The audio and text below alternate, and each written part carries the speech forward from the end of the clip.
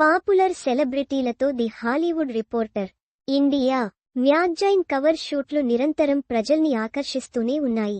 కానీ ఈసారి ముఖచిత్రం మరింత ఆకర్షణీయంగా మారింది. దానికి కారణం ఈ కవర్ పేజీపై నయనతార, ఆలియా భట్ లాంటి ప్రతిభావంతులైన అందమైన తారలు కొలువు దీరడం ఒకవైపు, జోయా అఖ్తర్ లాంటి పనితనం ఉన్న ఫిలిమ్మేకర్ మరోవైపు, నేటితరంలో 1000 కోట్ల క్లబ్ సినిమా తీయగలమని నిరూపించిన స్వప్నాదత్, ప్రియాంక దత్ వేరొక వైపు దర్శనమివ్వడమే. ఇప్పటికే నిరూపించిన నయన్, ఆలియా, జోయా గురించి చెప్పుకునేదేమీ లేదు. ఈ కవర్ పేజీపై ప్రత్యేకత ఏదైనా ఉంది అంటే అది ఖచ్చితంగా యువ ప్రతిభావనులు.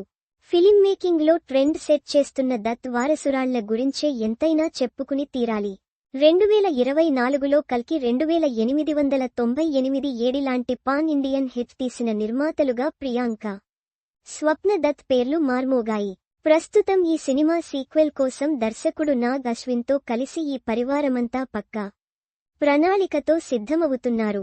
అయితే కల్కి లాంటి భారీ విజయం అందించకముందు స్వప్నదత్, ప్రియాంక దత్ ఎదుర్కొన్న సవాళ్ల గురించి ఈ సందర్భంగా గుర్తు చేసుకోవాలి.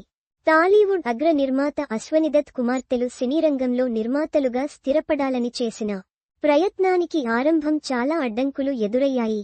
వారు ఆరంభం ఫ్లాపులను ఎదుర్కోవడమే కాదు, విమర్శకుల నుంచి ప్రతికూలతను కూడా ఎదుర్కొన్నారు. వారి సినిమాలు ఫ్లాపులైన క్రమంలో అన్ని వేళ్లు తమవైపే చూపించేవి. తీవ్రమైన వ్యాఖ్యలతో వారిని దూషించిన వారు లేకపోలేదు. కానీ అన్నిటినీ అధిగమించి రొటీన్ సినిమాలతో కాకుండా కమర్షియల్ మార్గాన్ని ఎంచుకోకుండా ఈ సిస్టర్స్ విజయాలను అందుకున్నారు. మహానటి ఘన విజయంతో దత్ వారసురాళ్ల పేరు దేశవ్యాప్తంగా మార్మోగింది. ఎవడే సుబ్రహ్మణ్యం లాంటి హిట్ సినిమాని తీశారు. కానీ కొన్ని వరుస పరాజయాలు కెరీర్లో ఉన్నాయి. తాజాగా the Hollywood reporter cover page కోసం ఇంటర్వ్యూలో స్వప్నదత్, ప్రియాంక దత్ ఆసక్తికర విషయాలను మాట్లాడారు. అసలు వారి విజయం వెనక అసలు రహస్యాన్ని బయటపెట్టారు. బ్యాక్కొటేషన్ మేము రియలైజ్ అయ్యాం. మా హృదయం ఏది కోరుతుందో అలాంటి సినిమా తీయాలనుకున్నాం. రెగ్యులర్ కమర్షియల్ సినిమాలు కాకుండా మా మనసుకు నచ్చిన ఇష్టపడిన సినిమాలు తీయడం మొదలు పెట్టాక అది మా కెరీర్ దిశను మార్చిందని స్వప్నదత్ అన్నారు. మాకు ఏది నచ్చదో అది చేయడం మానేశాకే మెరుగయ్యామని కూడా అన్నారు.